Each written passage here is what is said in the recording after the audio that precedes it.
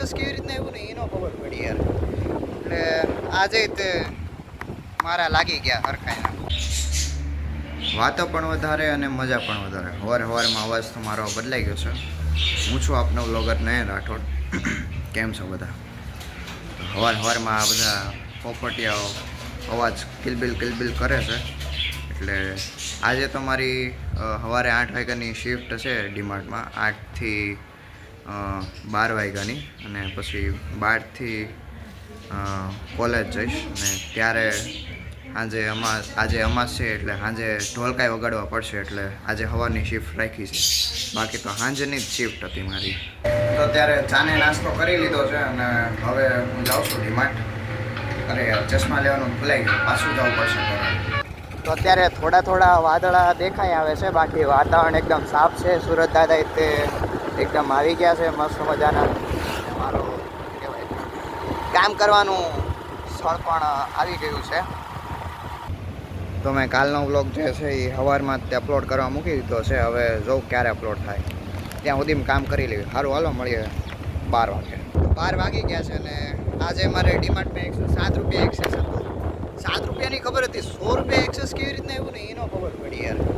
એટલે આજે તે મારા લાગી ગયા હરખાઈના. તો હવે ઘરે ફટાફટ જમીને હું ફટાફટ નીકળી જાઉં, કેમ કે પછી કોલેજ મોડું થઈ જાય. એમ તો મોડું નહીં થાય, કેમ કે ગાડી છે એટલે ફટાફટ પહોંચી જાય કોલેજે. સારું, હાલો થોડુંક હવે જમી લો. બીજું તો ઘરે જઈને જમવું પડશે, નકર પાછું કોલેજ જઈને ભણાશે નહીં. ભૂખ લાગશે, ઊંઘ આવશે. તો જેકીને ઘડીક વાર હાટું બહાર કાઢ્યું હતું, પણ હાથમાં કાંઈ આવતું છે નહીં. આને પકડાય એમ નથી, નકર હાથમાં શું કે બટકું ભરી લે એમ છે. હે ને એ તો જમીને હું કોલેજ હાટું નીકળી ગયો છું. અરે રેનકોટે લઈ લીધો છે. જો વરસાદ આવે તો પહેરવા થાય ને, પલળવી નહીં ને ચશ્મા તે બોક્સમાં મૂકી દીધા છે બેગમાં, અને પછી ત્યાં જઈને પહેરી લઈશ. કેમ કે શું કહેવાય, હેલ્મેટમાં બહુ નડે છે ચશ્મા. તો અત્યારે વાદળા થઈ ગયા છે અને હું પાલ આરટીઓ પાસે પહોંચી ગયો છું. તો હવે ફટાફટ કોલેજ પહોંચી જાઉં, નકર વરસાદ હવે આવવાની તૈયારી થઈ જાય. બાકી એમ તો શું કહેવાય, તડકો છે, આમ વાદળા વધારે પડતા છે. તો હું કોલેજ આવી ગયો છું અને આજે તે કમ્બાઈન લેક્ચર જ છે. 2 લેક્ચર છે આજે કમ્બાઈન, એટલે જોઈએ. આજે એકને એક પ્રોફેસર જ આવશે. તો આજે એક જ સરના 2 કમ્બાઈન લેક્ચર હતા. અને અત્યારે બધા વિદ્યાર્થીઓ ઊભા છે અહીંયા માળે. કંટાળી ગયા. 2 કલાકનો લેક્ચર હતો, તો 1.5 કલાક એમને બ્રેક મળી, 5 મિનિટની. અને પછી પાછું ભણ્યું, અને એટલે 2 કલાક આજે સતત બેઠા રહ્યા. સતત એક જ સરના 2 લેક્ચર હતા, એટલે પછી તો બેહવું જ પડે. એમાં પાછા અમારે HOD સર હતા, એ સર હતા નહીં, એટલે કમ્પલસરી બેહવું પડે. ને સરે પાછી કન્ડિશન કેવી મૂકી ખબર? એ કે જો અત્યાર સુધી જે બેઠા છે ને બ્રેકમાં પછી જે જાશે એની અટેન્ડન્સ નહીં પૂરાય, એટલે જખ મારીને બધાએ બેહવું પડ્યું.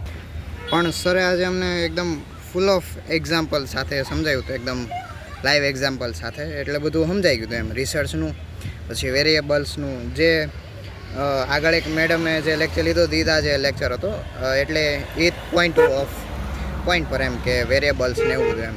પણ મજા આવી ગઈ આજનો, મજા આવી ગઈ.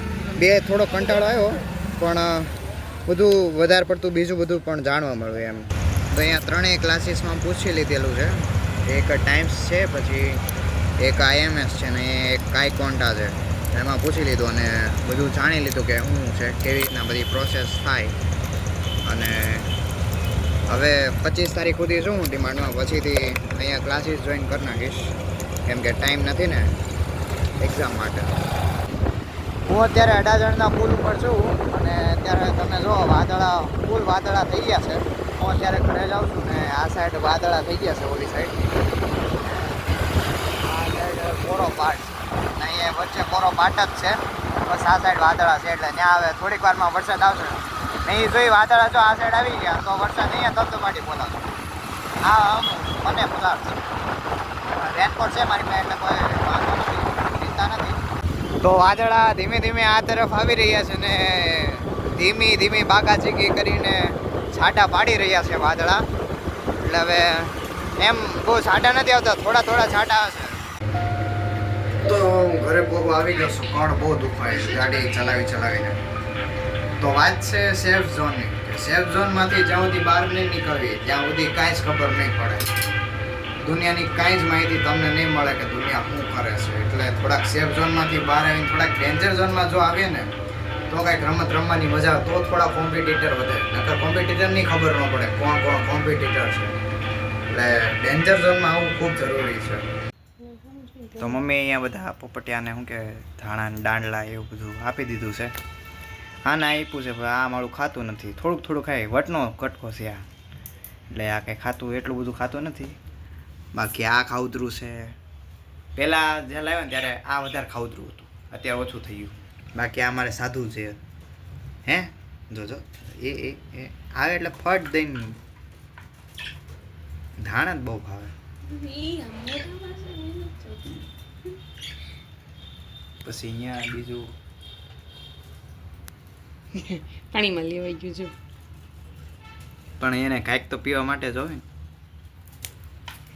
તો વાત કરીએ સેફ ઝોનની, તો પહેલાં જ્યારે હું આ સ્કૂલમાં ભણતો શાહ ગંગાબામાં, મારા માટે સેફ ઝોન હતું. પછી જ્યારે કોલેજમાં આવ્યો ત્યારે એ ડેન્જર ઝોન થયું વેસુ. તો હવે વેસુ જે કોલેજ જે છે એ અત્યારે મારા માટે સેફ ઝોન કહેવાય. પછી હવે અમદાવાદની વાત હાલે છે, ખાલી વાત હાલે છે, એમ જાવું ન જાવું એ તો હવે આગળ જોઈએ. બાકી એક ડેન્જર ઝોન છે, ડેન્જર ઝોનમાં ગયા પછી તે સેફ ઝોન થાય, એ પહેલાં ક્યારેય સેફ ઝોન ન થાય. જો સેફ ઝોનમાં રહ્યા તો સમજી લેવું કે ખેલ ખતમ. તો 6:30 વાગી ગયા છે ને ડિમાન્ડ જવાનું નથી, મંદિરે ઢોલકા વગાડવા જવાનું છે, ભોળાનાથ દાદાનું મંદિર. આજે અમાસ છે એટલે ઢોલકા તો વગાડવા જ પડે, એટલે આજે સ્પેશિયલ મેં સવારની શિફ્ટ લીધી, એટલે આજે ઢોલકા વગાડીએ કંઈ, કેમ કે મેં ઓલી અમાસે ઢોલકા નહોતા વગાડ્યા, એટલે એક અફસોસ રહી ગયો. મેં કીધું ઢોલકા તો વગાડવા જ છે ગમે કરીને. આજે અમાસ છે ને બાપુ દાદાની શું કહેવાય આખી ઓલું કરી રહ્યા છે ઉપર, અને પૂજા ચડાવી રહ્યા છે બાપુ. તો બાપુએ ભોળાનાથ દાદાનો શૃંગાર કરી નાખ્યો છે, ફૂલોથી શૃંગાર, અને ચારે બાજુથી એવું છે. હા તો હાર ફટાફટ પહેરાવો તો પછી શૂટિંગ સારું આવે.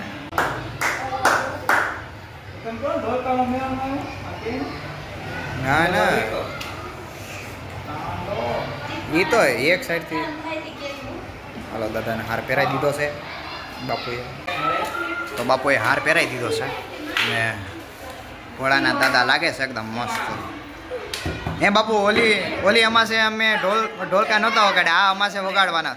ભાઈ આપણે ઓલા નહોતા વગાડે ને એવી રીતના વગાડવાના છેલ્લે સુધી. આજે હું આજે 30 મિનિટ આરતી ચાલવી જોઈએ એવી બાપુ પાસે અમારી હા વિનંતી છે બાપુને.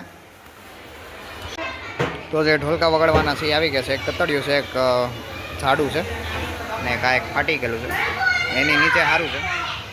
આમાંથી કોઈને વગાડવા દેવાનું નથી, હા અહીંયા બધા મોટા વગાડવા આવશે. એ તું શાંતિ રાખ.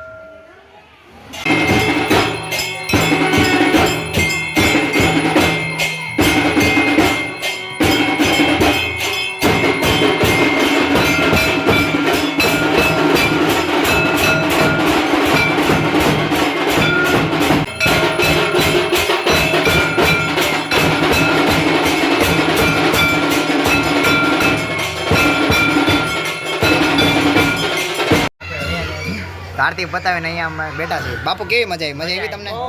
હે તમને મજા આવી? હા તમને આજે થાકી ગયા બાકી ઢોલકા વગાડવા ને તમે થાકવી નહીં, પણ આજે શું ખબર થાકી ગયા. હું તો અડધી આરતી હતી થાકી ગયો, બહુ મોટી આરતી થઈ ગઈ આજે. અમારી આશાથી વધારે પડતી મોટી આશા, પણ મજા આવી આજે. તો અમે અત્યારે સૂર્યામાં ઢોસાનો અવાજ આવી છીએ. મારો અવાજ બે ગયો છે કેમ કે હું બહુ જોરથી બોલતો હતો, 1-2 વાર જ બોલ્યો, એટલું બધું જોરથી નથી બોલ્યો. હાલો અમે આવી ઢોસા ખાવા. તો અમે સૂર્યા ઢોસામાં આવી ગયા છીએ. તમને અવાજ સંભળાય છે? અમે સૂર્યા ઢોસામાં આવી ગયા છીએ. હવે જમવાની મજા આવી જાય, આ ઢોસા ખાવાની મજા આવી જાય. અનલિમિટેડ છે એટલે પાડા જેવો થાય.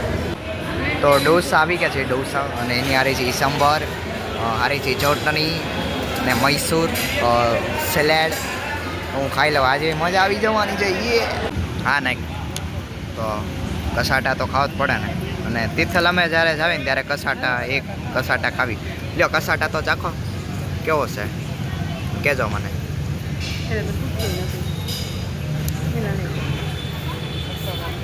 ના ના તમે તો ખાઓ ના ના ના ના ના ના તમે સારો છે અને હંમેશા ચોકલેટનો જ ભડભડ્યો પણ કાંઈ નહીં હું એકવાર એક બે વાર ચાખી લઈશ મને એમ તો ચોકલેટ તો ભાવે જ તે અમે હજી સૂર્યા ઢોસાએ જ છીએ ને વરસાદ ધબધબાટી આવે છે વરસાદ ચાલુ થયો છે હવે વરસાદ બંધ થાય પછી અમે ફટાફટ નીકળી જાવી એટલે ઘરે વહેલા પહોંચી જાવી ને